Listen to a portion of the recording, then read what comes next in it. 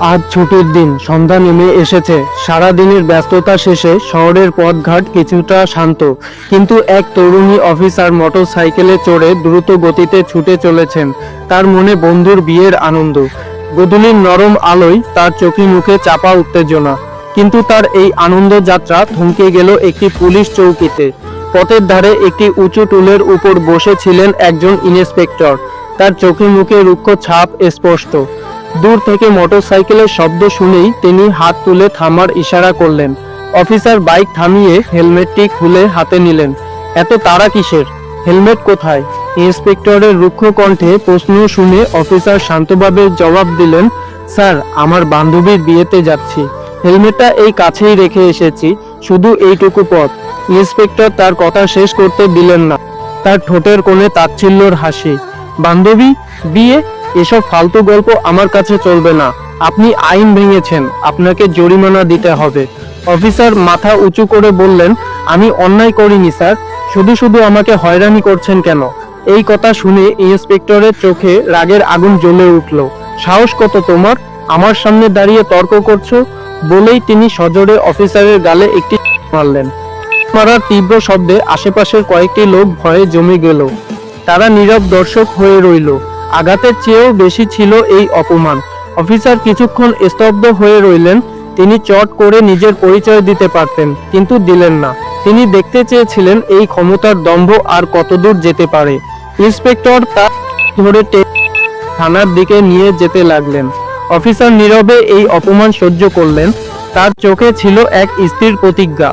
থানার পরিবেশ ছিল ভ্যাপসা এবং পুরনো। বাতাসে পুরনো কাগজের আর ধুলোর গন্ধ। ইন্সপেক্টর একটি চেয়ারে অফিসারকে বসিয়েই মিথ্যা অভিযোগের একটি ফাইল তৈরি করতে লাগলেন। তিনি বিদ্রূপের সুরে বললেন, চুরি আর ব্ল্যাকমেইলিং এর অভিযোগ, আপনাকে সারা জীবন জেলেই থাকতে হবে। ঠিক সেই সময় একজন লম্বা এবং রাশভারী চেহারার সিনিয়র ইন্সপেক্টর সেখানে এলেন। তিনি তীক্ষ্ণ দৃষ্টিতে পুরো ঘটনাটি দেখলেন। তার মনে সন্দেহ হলো। তিনি ইন্সপেক্টরকে থামিয়ে বললেন, এই মেয়েটিকে এভাবে আটকে রেখেছেন কেন? এর আচরণ দেখে তো অপরাধী মনে হচ্ছে না। ওকে আলাদা একটি সেলে রাখুন। সিনিয়র ইন্সপেক্টরের নির্দেশে অফিসারকে একটি সেলে রাখা হলো। তিনি একটিও কথা বললেন না। তার স্থির চোখে যেন এক নীরব ঝড় বইছিল। কিছুক্ষণ পর কমিশনার সাহেব এলেন। তার চোখে মুখে ছিল কঠোরতা। তিনি ইন্সপেক্টরের বানানো মিথ্যা রিপোর্টটি দেখে রেগে গেলেন। এটা কি রিপোর্ট তৈরি করেছো? এর কোনো ভিত্তি আছে? তার প্রশ্নে ইন্সপেক্টর কাঁপতে লাগলেন। এই সুযোগে অফিসার সেল থেকে শান্ত কিন্তু দৃঢ় কণ্ঠে বললেন, স্যার, ওর এই রিপোর্টের মতো মিথ্যা, ভুয়া এবং ভিত্তিহীন। সবাই অবাক হয়ে অফিসারের দিকে তাকালো। ইন্সপেক্টরের মুখ ফ্যাকাশে হয়ে গেল। কমিশনার অফিসারের দিকে তাকিয়ে জিজ্ঞাসা করলেন, আপনি কে? অফিসার উঠে দাঁড়ালেন। তার কণ্ঠস্বরে ছিল এক অটল দৃঢ়তা। আমি একজন সরকারি অফিসার। আমি এই জেলার সাব ডিভিশনাল ম্যাজিস্ট্রেট। এই পরিচয় শুনে ইন্সপেক্টরের পা থেকে মাটি সরে গেল। তার মুখের দম্ভ মুহূর্তেই ভয়ে পরিণত হলো। তিনি হাঁটু গেড়ে বসে ক্ষমা চাইতে লাগলেন, স্যার, আমাকে ক্ষমা করে দিন, আমি জানতাম না আমার চাকরিটা। অফিসারের কণ্ঠ এবার কঠিন হলো।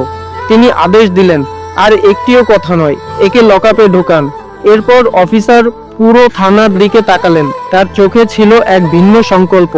তিনি বললেন, শুধু এই একজনকে নয়, এই পুরো ব্যবস্থাটাকেই পরিষ্কার করতে হবে। দুর্নীতির শিকড় অনেক গভীরে পৌঁছেছে। একটু পরেই সেখানে জেলার এসপি সাহেব এলেন। অফিসার তার হাতে দুর্নীতির প্রমাণ সহ একটি ফাইল ধরিয়ে দিলেন। কমিশনার তাৎক্ষণিকভাবে এসপিকে গ্রেফতার করার নির্দেশ দিলেন। এরপর শুরু হলো এক বিশাল শুদ্ধি অভিযান। সেই রাতে শহরের 40টির বেশি পুলিশ অফিসার এবং 10টির বেশি কর্মকর্তাকে গ্রেফতার করা হলো।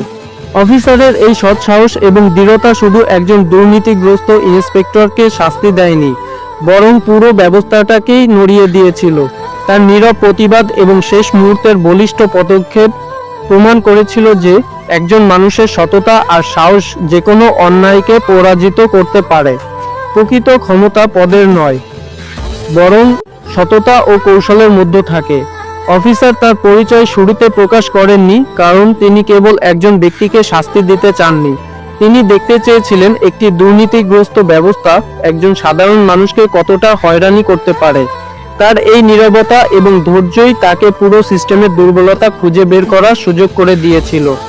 এর মাধ্যমে বোঝা যায় যে শুধু ক্ষমতা দিয়ে নয়, বরং বুদ্ধিদীপ্ত কৌশল এবং অটল সততা দিয়ে বড় ধরনের পরিবর্তন আনা সম্ভব।